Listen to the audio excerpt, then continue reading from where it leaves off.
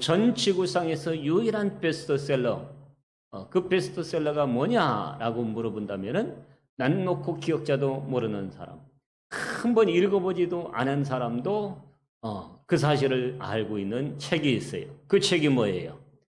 바로 성경책이에요. 성경. 전 세계에서 유일한 베스트셀러가 바로 이 하나님의 말씀인 성경이에요.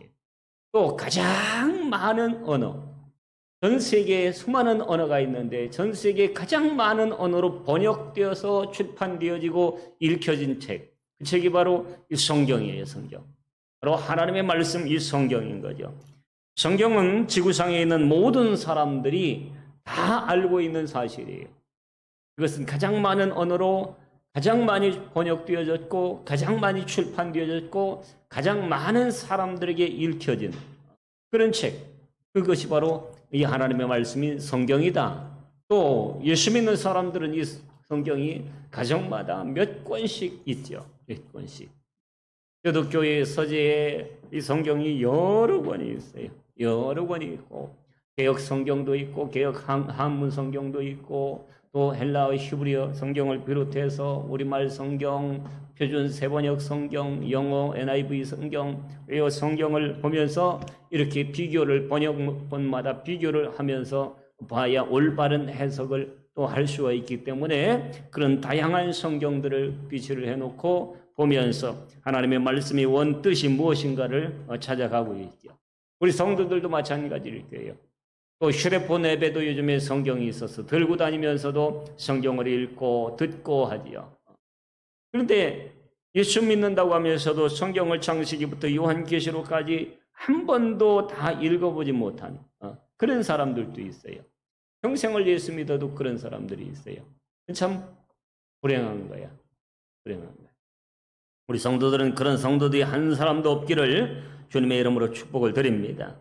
여러분, 성경이 몇 권이에요? 그렇게 지구상의 많은 사람들에게 읽혀지고 번역되고 출판되어지고 들려져 있는 이 성경은 몇 권의 몇 권?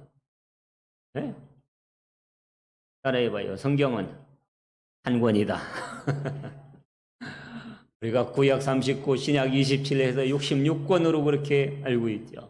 이 성경은 한 권이야. 그런데 그 한 권 안에 66단락으로 나누어져 있는 거죠. 그리고 신약과 구약으로 나누어져 있어요. 근데 이 구약 66권 성경 중에서 가장 긴 장이 있어요. 그 가장 긴 장이 어디냐면은 바로 오늘 우리가 읽은 시편 119편이에요. 이 시편 119편은 1절에서 시작해서 몇 장이 넘어가요. 몇 장이 넘어가면서 178절까지 있어요. 그래서 이 성경 안에서 가장 긴 성경이 바로 오늘 우리가 읽은 119편 말씀이에요. 119편 말씀. 자, 이 119편의 특징이라면 뭐냐면은 기록한 언어가 지금도 사용되어져 있는 히브리어인데 이 히브리어의 알파벳이 있죠. 그래서 시편은 이 119편 1절부터 115절까지 쭉 그 알파벳 순으로 그렇게 절절히 이어져서 기록이 되어졌다라고 하는 것이 특징이에요. 그 특징인데 여기 오늘 우리가 읽은 105절 말씀에는 그 히브리어의 알파벳 중에서 14번째 눈이라고 하는 글자로 시작이 되어지고 있지요. 이 눈이라고 하는 알파벳으로 시작되어져서 105절 말씀이 또 시편 119편 전체 성경의 중심 주제다라고 할 수 있는 말씀이에요. 시편 119편이 1절부터 그렇게 175절까지 쭉 있지만 그 시편 119편에서의 중심 주제가 뭐냐라고 하면은 바로 오늘 우리가 읽은 시편 119편 105절 말씀이다라고 하는 거죠. 여러분, 여기 말씀을 보니까 다시 한번 읽어볼까요? 주의 말씀은 내 발에 뭐라고 그랬어요? 등이요 내 길에 빛이니이다. 따라해봐요. 내 발에 등이요 내 길에 빛이다. 내 발에 등이고 내 길에 빛이다. 무엇이요? 하나님의 말씀이. 하나님이 내 길에 빛이고 내 발에 등이다. 다시 말하면 내 발등 위에 있는 등불이다 그 말이에요. 어두운 길을 가는데 랜턴을 가지고 손에 랜턴을 가지고 길을 비추는 것처럼 내가 인생길을 가는 데 있어서 내 발등 위에 올려놓은 등불, 그것이 곧 하나님의 말씀이고 이 등불이 내 길을 비춰준다라고 하는 거예요. 여러분 시편 여기 105절 다시 한번 읽어봐요. 주의 말씀은 내 발의 등이요 내 길의 빛이니이다. 아멘. 여러분 이 말씀은 하나님의 말씀은 우리 발에 달린 등이고 내가 인생을 살아가는 데 있어서 넘어지지 않게 또 빠지지 엉덩이에 빠지지 않게 내 인생길을 비춰주는 그 램프가 된다라고 하는 거예요. 램프. 여러분 생각해봐요. 깊은 밤길을 홀로 가는데 아무런 등도 없고 빛도 없어요. 그런데 그 길을 간다고 생각해봐요. 그 길을 제대로 가기란 쉽지 않아요. 쉽지 않아요. 어려움이 있다라고 하는 거예요. 그러나 작은 불빛이라도 손에 들려져 있으면 그 불빛으로 인하여서 밤길을 어렵지 않게 헤치고 지나갈 수가 있고 또 그 길을 가는 동안에 넘어지지 않고 웅덩이에 빠지지 않으면서 그러면서 그 길을 지나갈 수가 있는 거지요. 그 길을 지나갈 수 있어요. 그 길을 지나갈 수 있도록 인도되어지는 것, 그것이 곧 빛이고 등이고 그 빛이 되고 등이 되는 것이 곧 하나님의 말씀이라는 거예요. 하나님의 말씀. 여러분 세상에는 수많은 길이 있죠. 성경에서도 길로 표현되어져 있는 여러 가지가 있는데 그 길에 여러 가지가 있는 그 길 네 가지로 분류되어지고 있는 것을 발견하게 되어져요. 그 길이 어떤 길이 있느냐? 첫째는 따라해봐요. 왕의 대로가 있다. 여러분 시편 1편 1절에 보면은 그런 말씀이 있죠. 같이 읽어볼까요? 복 있는 사람은 악인들의 꾀를 따르지 아니하며 죄인들의 길에 서지 아니하며 여기서 말하는 죄인의 길이라고 하는 여기 이 길이 바로 왕의 대로와 같은 길을 얘기하는 거예요. 왕의 대로. 여러분 이 길은 서지 않는 것 좋다. 그런 사람이 복 있는 사람이다. 아무리 넓은 길이라도 아무리 좋은 길이라도 그 길은 들어서지 않는 것이 복 있는 사람이다. 왕의 대로가 뭐예요?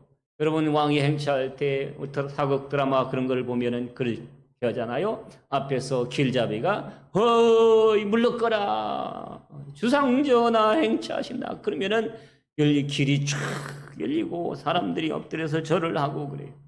그렇게 길을 열어주는 길을 걸리는 것이 없게 만들어주는 이것이 왕의 대로인데 그 왕의 대로로서의 길 아무리 왕의 대로와 같은 길이라 할지라도 그 길이 죄인의 길이면 거기에 서지 않는 것이 복이 있는 사람이다 라고 얘기하는 거죠. 거기서 말하는 길 이런 길이 있어요. 두 번째 길을 표현되어져 있는 것을 보니까 잠언 3장 6절 한번 읽어봐요. 시작. 너는 범사의 그를 인정하라. 그리하면 내 길을 지도하시리라. 할렐루야. 범사의 그를 인정하라. 하나님을 인정하라고 하는 거예요. 하나님을. 그러면 하나님께서 우리의 길을 인도해 주신다. 여기서의 길은 오르라고 하는 히브리 단어를 쓰고 있는데 이 말의 의미는 뭐예요? 일반 도로인데 포장된 그런 도로, 잘 포장된 도로, 포장이 된 그런 도로. 요즘에는 자동차를 가지고 고속도로를 달리면은 자동차도 좋고 길도 잘 돼서 얼마나 싱싱 달리기가 좋아요. 근데 하나님께서 하나님을 인정하는 사람들의 그 길을 그렇게 열어주시겠다라고 하는 거죠. 여기서 말하는 두 번째의 길은 바로 그런 길이에요. 그 세 번째 길이 있어요. 이 길은 평범하게 쓰이는 길이에요. 시편 23편 3절 한번 읽어봐요. 내 영혼을 소생시키시고 자기 이름을 위하여 어디로? 의의 길로 인도해 주신다. 의의 길, 여기서 말하는 길. 이 길은 평범하게 쓰이는 그런 길을 의미하는데 의의 길, 아무런 역시 평안함으로 하나님께서 인도해 가시는 그런 길이 있다는 거죠. 근데 오늘 우리가 읽은 시편 119편 105절에서 말하는 길, 내 길의 빛이다 라고 말하는 여기서의 길은 나티브라고 하는 단어를 쓰고 있어요. 우리는 말로는 길이라고 다 표현되어 있는데 히브리 성경에 들어가 보니까 그 길이 다 차이가 있더라는 얘기예요. 영어 성경에서도 그냥 way 그렇게 표현이 되어져 있어요. 그런데 여기서 말하는 이 나티브라고 하는 단어로서의 길은 뭘 얘기하느냐 하면 아주 좁고 협착하고 위험한 그 길을 얘기하는 거예요. 아주 절벽과 같은 그런 낭떠러지 같은 그런 길을 의미하는 거예요. 근데 여기 오늘 시편 119편 105절에서 표현하고 있는 이 길이라고 하는 단어를 나티브라고 표현한 것은 왜 그랬느냐? 하나님의 말씀이 우리의 인생에 내 발의 등이고 내 길의 빛이다라고 주님 말씀하는데 우리가 살아가는 세상이 그렇다라는 거예요. 우리가 살아가는 인생이 나티브와 같은 단어로 표현할 수밖에 없는 그런 굴곡진 인생길을 살아간다라는 거예요. 여러분 세상 살아가면서 어렵지 않은 사람 없고 힘들지 않은 사람 없어요. 문제 없는 사람 없어요. 우리 아이들한테 물어봤어요. 너희들 목사님 사모 될래? 2번 생각하지 않고 안 한대. 그러니까 참 많은 생각이 들었어요. 또 하나 새벽교회 사모님도 참 고생을 많이 하고 많이 어려운가 보다. 자녀들이 좋은 걸 봤으면 그렇게 하겠다고 했을 건데. 그러면서 새벽교회 사모로서 힘들고 어려웠던 일, 자기들이 볼 때에. 근데 그렇지 않은 사모님들도 있다. 그런 얘기를 저희 집사람이 하더라고요. 근데 천석구는 1000가지 걱정이 있고 만석구는 10,000가지 걱정이 있는 거예요. 가지 많은 나무에 바람 잘 날이 없는 거예요. 인생 살아가면서 저 사람은 뭐인 복을 받아서 저렇게 멋지게 저렇게 살아갈까 하는 것 같지만은 그 속을 들여다보면은 인생에 굴곡이 없는 사람이 없고 어려움이 없는 사람이 없는 거예요. 따라해봐요. 남의 떡이 커 보인다. 내 것에 감사하면 더 큰 감사를 주신다. 아멘. 남의 떡을 크게 보는 사람들은 저놈은 뭔 복이 있어서 그렇게 얘기하면서 자기 인생을 자꾸 비관하고 상대적 비교를 통해서 박탈감을 갖게 하고 초라하게 만들어버리는 거예요. 그러나 내 것에 감사할 때 하나님께서는 나의 삶에 더 큰 감사, 더 새로운 감사로 하나님은 채워주시는 줄 믿습니다. 따라해봐요. 우리 것이 최고야. 우리 교회가 최고야. 우리 성도가 최고야. 할렐루야. 우리 것이. 여기서 나티브라고 하는 단어가 바로 그런 길을 의미하는 거예요. 아주 칠흑같이 어두운, 그것도 헤쳐나가기 어려운. 근데 우리 인생이 그런 거예요. 어제 떴던 해 오늘 또 떴지만은 그러나 어제와 똑같은 사람들이 쳇바퀴 돌듯이 살아가는 것 같지만은 시간이라고 하는 개념에서 볼 때의 어제의 그 시간을 오늘 우리가 살아가는 것이 아니란 얘기예요. 그러면 우리는 새로운 세상을 살아가고 새로운 세상을 헤쳐가는 거예요. 그런데 그 헤쳐가고 살아가는 동안에 힘들고 어렵지 않은 사람이 없다라고 하는 거지요. 모두가 다 힘들고 모두가 다 어려운 거예요. 모두가 다 칠흑 같은 어둠 속 암담한 내일. 요즘에 더군다나 이제 고령 사회, 초고령 사회 아니야. 초고령. 그것 때문에 노후 문제 그런 것도 사람들이 막 생각을 하고 또 고민을 하고 걱정을 하고 어떻게 살아가야 될지.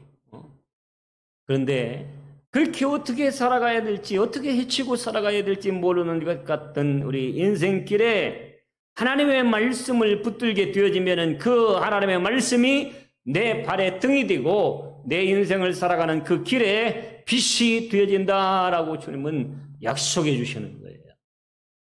그래서 우리가 이 하나님의 말씀을 붙잡아야 되고 이 하나님의 말씀 안에 살아가야 되는 거예요. 여러분 인생길을 살아가는데 우리에게 절대적으로 필요한 것 그것이 바로 하나님의 말씀이에요. 아멘. 하나님의 말씀. 이 말씀을 통해서 하나님께서는 우리가 세상을 살아가면서 어떻게 살아가야 될지 무엇으로 살아가야 될지 어떤 방법으로 살아가야 될지 삶의 지혜를 가르쳐 주신다는 거예요. 범사에 여호와를 인정해라. 그러면 내 길을 지도해 주시리라. 범사에 하나님을 인정한다고 하는 것이 뭐예요? 이 말씀을 통하여서 하나님께서는 우리를 지도해 가시고 우리를 이끌어 가신다라고 하는 거예요. 여러분 보세요. 창세기 12장에 아브라함이 갈대아 우르에서 나왔어요. 그리고 하나님께서 지시한 그 땅 어딘지도 몰라요. 목적지도 몰라요. 가면서 무슨 일을 만날는지 몰라요. 누구를 만나야 될지 몰라요. 어떤 일이 일어날지도 몰라요. 그럼에도 불구하고 아브라함은 창세기 12장의 1절에 보니까 갈 바를 알지 못했지만은 어느 방향으로 가야 될지 어떻게 살아가야 될지 몰랐었지만은 그러나 그는 그렇게 고백을 해요. 따라해봐요. 여호와의 말씀을 따라갔고 아멘. 비춰주는 하나님의 말씀을 따라갔더니 하늘의 별처럼 하나님이 복을 허락해 주셨고 바닷가의 모래처럼 하나님께서 복을 허락해 주셔서 개인의 한 사람의 아버지로서 살아가던 사람을 열국의 아비로 하나님은 세워주셔. 하나님은 세워주셔.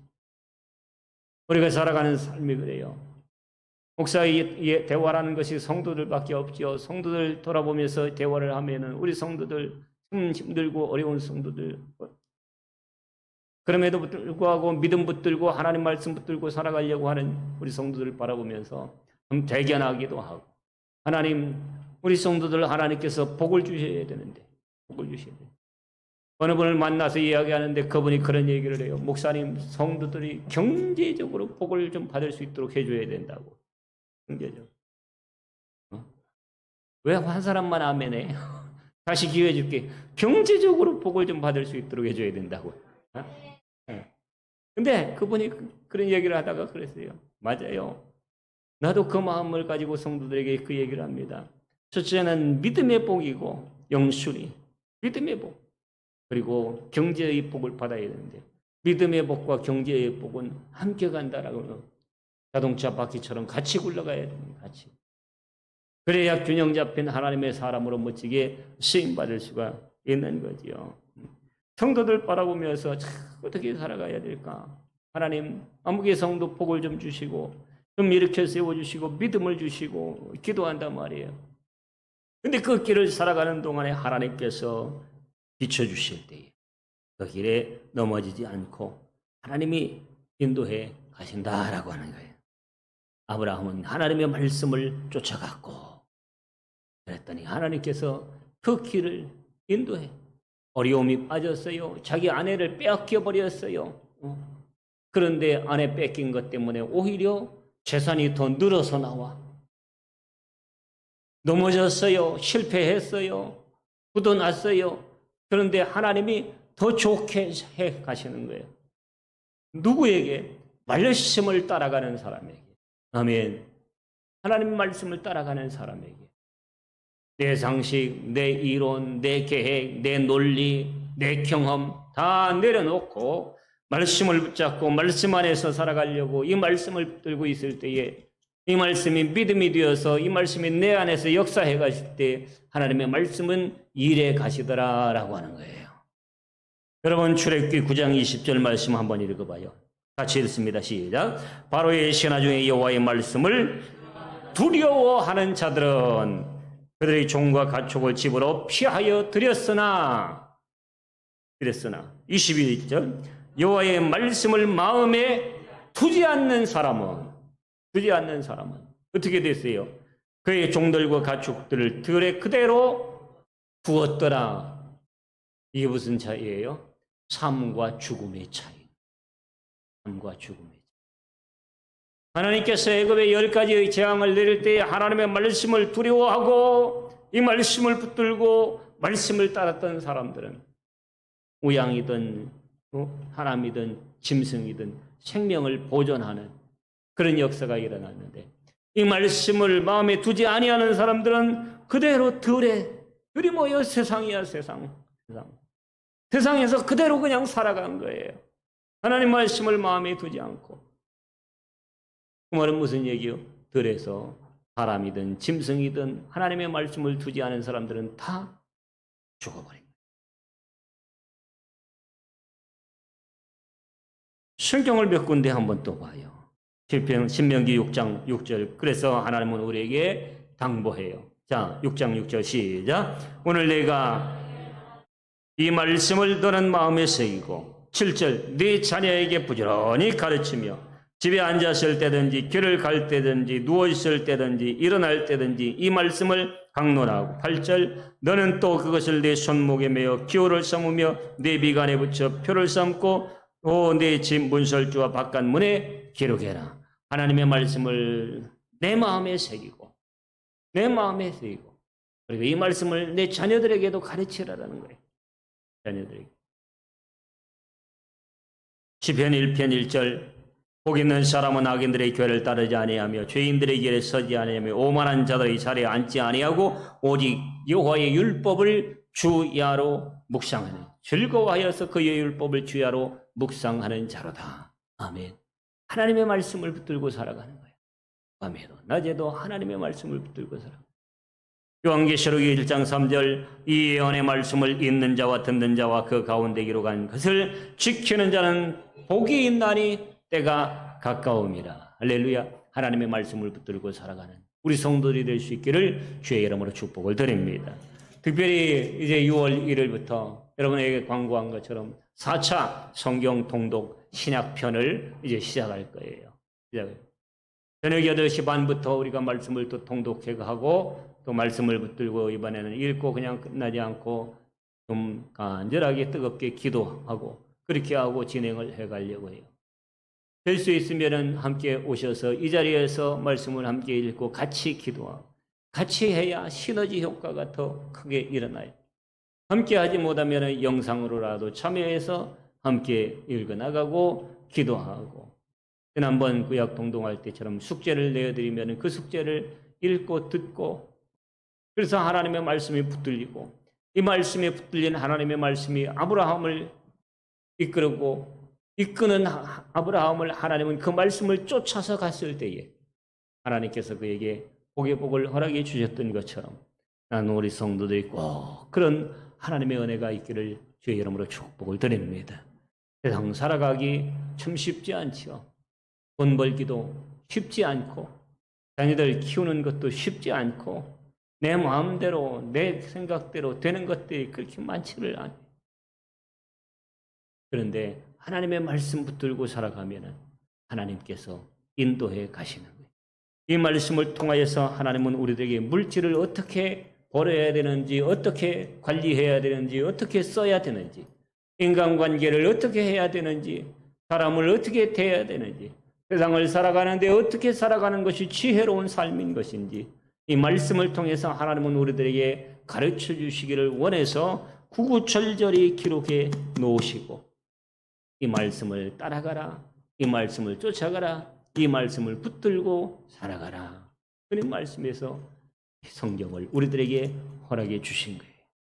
이것은 그냥 장식품이 아니고 기록되어져 있는 이 말씀이 내 말씀이 되어서 이 말씀을 붙들고 살아갈 때에 하나님은 우리 인생길에 빛이 되어 주셔서 우리가 넘어지지 않고 실패하지 않고 좌절하지 않고 승리의 길을 살아갈 수 있도록 역사해 주실 줄 믿습니다.